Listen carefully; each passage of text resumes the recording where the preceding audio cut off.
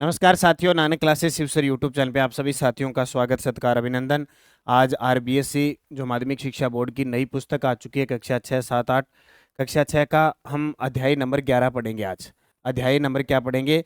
11 number अध्याय पढ़ेंगे, जिसके अंदर हम राजस्थान के भौगोलिक संकेतक, राजस्थान की प्रमुख कलाएं और उत्पाद को पढ़ेंगे।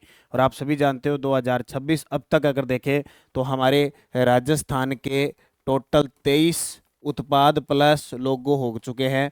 लोगो सहित 23 ऐसे हो चुके हैं जिनको जीआई टैग मिल चुका है।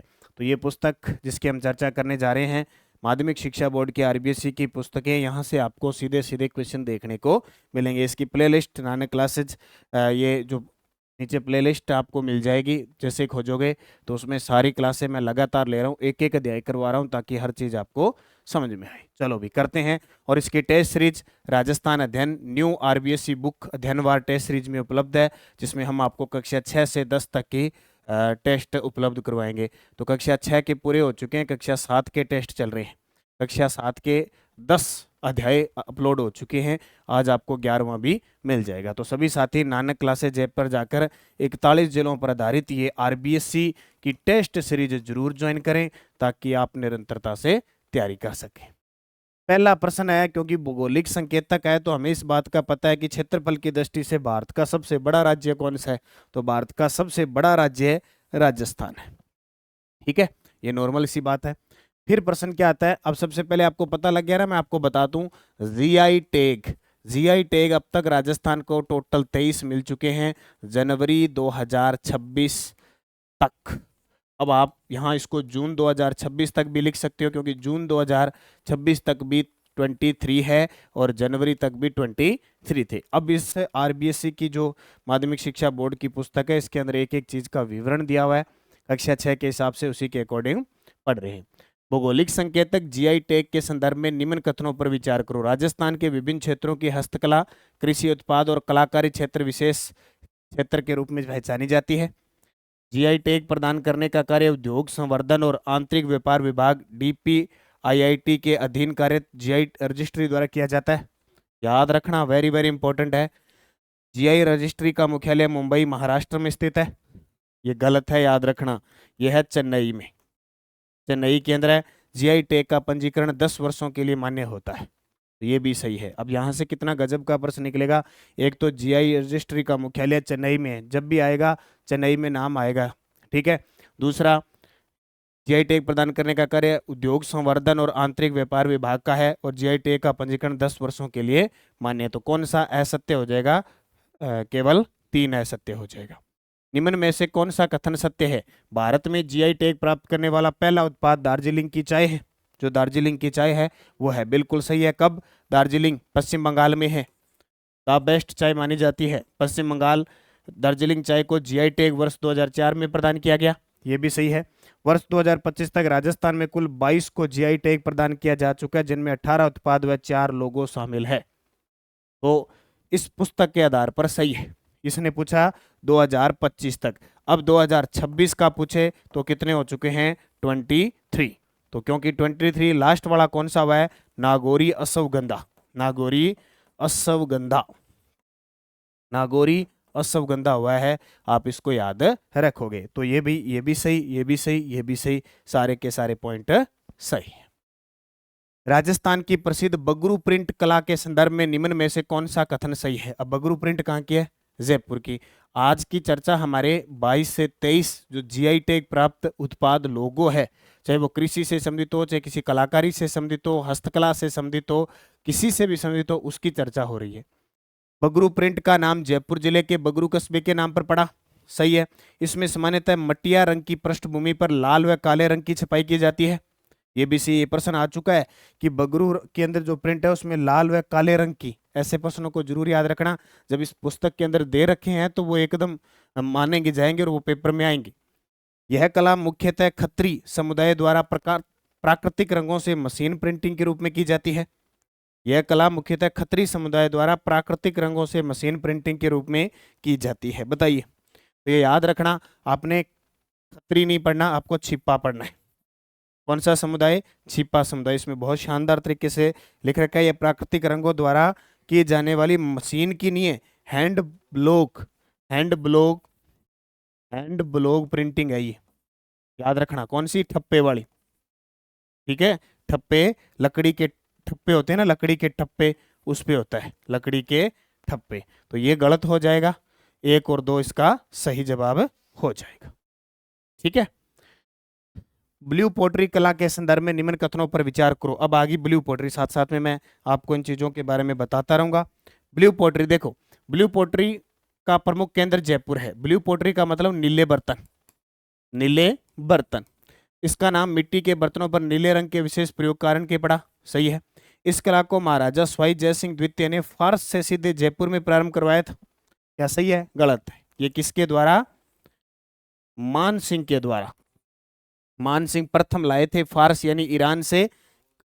ये फारस से आई लाहौर, और लाहौर से आमेर, ठीक है। और इसका जो स्वर्ण काल कहलाता है, याद रखना, स्वर्ण काल राम सिंह का काल कहलाता है, राम सिंह द्वितीय का काल जयपुर के। 1976 में श्री कृपाल सिंह शेखावत को ब्लू पोट्री कला के विकास हेतु पद्मश्री दिया गया। देखो इस पुस्तक में 1976 दे रखा है, वैसे कृपाल सिंह शेखावत को 1974 में दिया गया। अब ये पुस्तक 1976 कह रही है, तो अपने इसको 1976 का ही एक बार रूप देंगे, याद रखना, क्योंकि पुस्तक के आधार पर अब पढ़ रहे हैं। तो सीधी सी बात है, ब्लू पोट्री 1 सही है, 2 सही है, ये गलत है, 4, 1 2 4 इसका सही जवाब हो जाए। राजस्थान की प्रसिद्ध कठपुतली कला के विकास में महत्वपूर्ण योगदान किसका है? कठपुतली कला, ये देखो जीआई टैग मिले हुए हैं। तो कठपुतली की जन्मस्थली पूछे, राजस्थान है। विश्व में कठपुतली की जन्मस्थली अगर पेपर में आ जाए तो आपका उत्तर क्या होगा? राजस्थान। और राजस्थान में कठपुतली कला देवीलाल सामर के द्वारा कठपुतली की शुरुआत होती है, ठीक है। कठपुतली लकड़ी की बनी होती है। कठपुतली देखा ही है, बोले कि तू किसकी कठपुतली है, ऐसे ऐसे करके तागे से ऐसे घुमाया जाता है ना, ऐसे ऐसे करके आपस में ऐसे। तो सीधी सी बात है, जो किसी का गुलाम होता है वो कठपुतली होता है। तो ये ठीक है। कठपुतली खास करके कहाँ की प्रसिद्ध है? मारवाड़ और मेवाड़ क्षेत्र। मारवाड़ और मेवाड़ कौन सी जाति करती है? ये प्रश्न भी बहुत बार आता है। नट या भाट जाति करती है, प्रसिद्ध है इसकी नट जाति या भाट जाति करती है, ठीक है। फिर देखो राजस्थान की प्रसिद्ध थेवा कला। थेवा कला में कांच पर सोने का सूक्ष्म चित्रांकन किया जाता है, किया जाता है ना, सही है। प्रतापगढ़ की मीनाकारी को थेवा कला कहा जाता है, ये भी सही है। इस कला में मुख्यतः नीले रंग के कांच का प्रयोग किया जाता है, ध्यान रखना। बेल्जियम के हरे रंग का प्रयोग किया जाता है, हरे रंग का। महेश राज सोनी को थेवा कला के लिए पद्मश्री पुरस्कार से सम्मानित किया गया है, बिल्कुल सही है। किसको? महेश राज सोनी को। किस वर्ष मिला? 2014 में। किस वर्ष मिला? महेश राज जोशी को। हाँ वेरी गुड, ये प्रश्न फिक्स है, पेपर में पूछा जाता है। तो 3 नंबर इसका गलत हो जाएगा। देखते रहो, आराम से इन चीजों को पढ़ते रहो। राजस्थान की प्रसिद्ध टेराकोटा कला का संबंध किस जिले के मुलेला गांव से? तो टेराकोटा मुलेला गांव से किससे संबंधित है? राजमंद। राजमंद का जो मुलेला गांव है वहाँ टेराकोटा पक्की मिट्टी के बर्तनों से निर्मित है, ठीक है। फिर देखो सांगानेरी प्रिंट के संदर्भ में निम्न, देखो इस क्लास को करवाने का यही टारगेट है कि क्वेश्चनों का विस्तार देना, सिंपल नहीं, पुस्तक का विस्तार के माध्यम से हमें तैयारी करनी है। सांगानेरी छपाई जयपुर के सांगानेरी क्षेत्र की प्रसिद्ध है। इस छपाई में प्राय काले और लाल रंगों का अधिक प्रयोग हुआ है, ये सही है। सांगानेरी प्रिंट में मुख्यतः ऊनी वस्त्रों पर छपाई की जाती है, ये गलत है। जो मलमल है ना, मलमल, देखो इसमें एक चीज और लिख रखी है, मलमल या लट्ठा, लट्ठा जो है, लट्ठा या मलमल पर की जाती है। श्री मुन्ना लाल गोयल ने इस प्रिंट को विदेशों में लोकप्रिय बनाने में महत्वपूर्ण योगदान दिया था। अब ये प्रश्न पेपर में आ जाएगा, मुन्ना लाल, याद रखियो, किससे संबंधित? सांगानेरी प्रिंट से। तो केवल 3 इसका उत्तर असत्य हो जाएगा। मलमल ऊनी वस्त्र, अब ये मुन्ना लाल याद रखना, मुन्ना लाल गोयल पेपर में आ जाएगा तो ढूंढते रह जाओगे। सांगानेरी प्रिंट। राजस्थान की प्रसिद्ध पिछवाई कला कहाँ की है? श्री कृष्ण की बाल लीलाओं का पर्दे पर चित्रांकन कपड़े पर वो बाल लीला कहाँ की प्रसिद्ध है? नाथ द्वारा रासमंद की, ठीक है, नाथ द्वारा रासमंद की।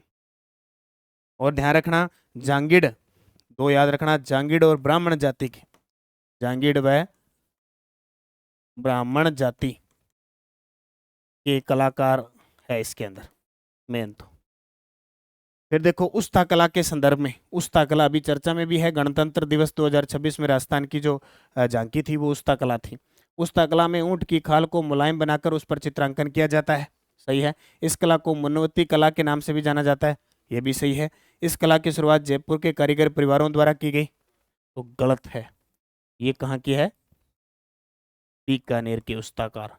और हिसामुद्दीन उस्ता इस कला के प्रसिद्ध कलाकार है, हिसामुद्दीन। अब कोई और चीज़ एक्स्ट्रा है तो वैसे इसमें है नहीं, इतनी है। हिसामुद्दीन उस्ता इस कला के प्रसिद्ध कलाकार है। तो कौन सा कथन सही है? 1 2 3 4, 1 2 3 4, राजस्थान की प्रसिद्ध उस्ता कला। ठीक है, उस्ता कला 2026 गणतंत्र दिवस की राजस्थान की झांकी थी, राजस्थान की क्या थी? झांकी के रूप में था। और ये बीकानेर के जो कलाकार होते हैं वो चित्र बनाने के बाद उस्ताद होते हैं, वो अपनी तिथि अंकित करते हैं और नाम और अंकित।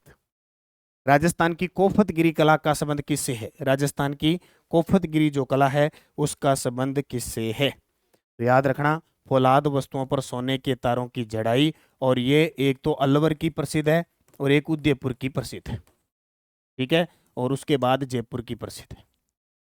अलवर, उदयपुर, जयपुर। अभी ये प्रश्न आया है इसी 2026 में भी, मई पता नहीं जून वाले के महीना में प्रश्न आया अभी, कोफतगिरी, अलवर, उदयपुर, जयपुर। अलवर आए, उदयपुर आए, इन्हें याद रखना क्योंकि जीआई टैग मिल चुका है। राजस्थान के किस क्षेत्र की मेहंदी अपनी गहरी छाप और उत्कृष्ट गुणवत्ता के लिए प्रसिद्ध है?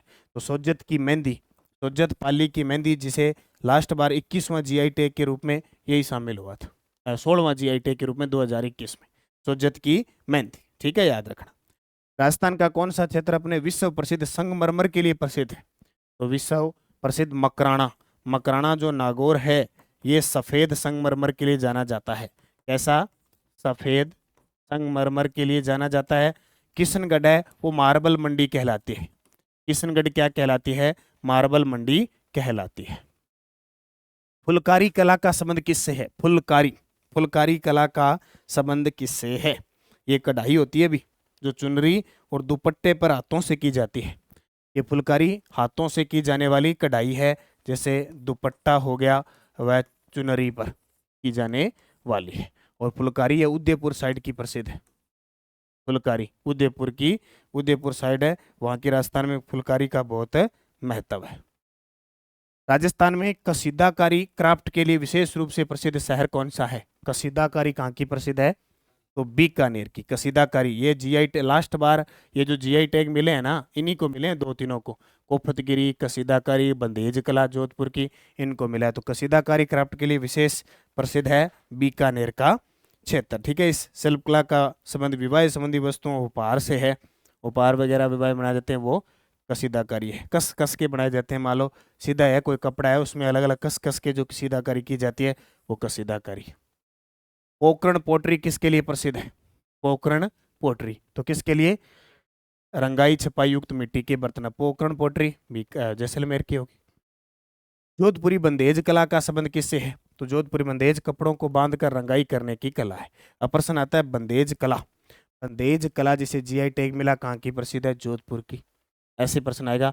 कोफतगिरी अलवर की, उदयपुर की। ठीक है, ऐसे प्रश्न आएंगे। और एक और, अप्रैल 2025 में जीआई टैग प्राप्त करने वाला केर सांगरी मुख्यतः राजस्थान के किस क्षेत्र का प्रसिद्ध खाद्य उत्पाद है? तो केर सांगरी कहाँ का? पश्चिमी राजस्थान का। केर और सांगरी बहुत प्रसिद्ध है। और अभी लास्ट बार जनवरी 2026 में अश्वगंधा को मिला है, अश्वगंधा को मिला है। प्रश्न आएगा कि किस क्षेत्र के अश्वगंधा को मिला है? तो नागौर क्षेत्र के अश्वगंधा को जीआई टैग मिला है लास्ट बार। तो स्पेशल और स्पेशल इस पुस्तक के अंदर, स्पेशल और स्पेशल इस पुस्तक के अंदर ये विवरण दिया हुआ है। कक्षा 11 का चैप्टर है। अब अपने कल पढ़ेंगे 11-12 में अग्नि सुरक्षा के बारे में और योग और ध्यान केंद्र के बारे में। थोड़े से प्रश्न है, ज़्यादा कोई इंपॉर्टेंट नहीं है, फिर हमारी कक्षा 6 पूरी हो जाएगी। कक्षा 6 है वो हमारी कंप्लीट हो जाएगी। ठीक है, और ये टेस्ट सीरीज जरूर लेना जो भी साथी जुड़े हुए हैं, 6 से 10, चाहे आप सीएटी की तैयारी कर रहे हैं, चाहे आगे बीएसटीसी है, पीटेट है, राजस्थान पुलिस है, ग्राम सेवक, पटवारी, एसआई, कोई भी है, ये आधार मूल है जीके का, इसको पढ़ना बहुत जरूरी है। तो अब क्लास लेने के बाद या कैसे ही आप टेस्ट दोगे तो आपका अभ्यास बहुत अच्छा होगा। ठीक है, बाकी हमारी राजस्थान की भूगोल, इतिहास, कला, संस्कृति, राजस्थान की राज व्यवस्था वगैरह ये टॉपिक चल रहे हैं, आप जरूर अध्ययन करें इनका। एलडीसी की बुक बाजार में उपलब्ध है, वनपाल और एलडीसी वाले ये पुस्तक आराम से पढ़ें। सेकंड ग्रेड की पुस्तक उपलब्ध है, सेकंड ग्रेड के मॉडल पेपर हैं, द्विमासिक मार्च अप्रैल है, योजना नीतियां हैं और आर्थिक समीक्षा, ये बाजार में उपलब्ध है। आप इनका अध्ययन करें, मेहनत करें, खूब पढ़ें।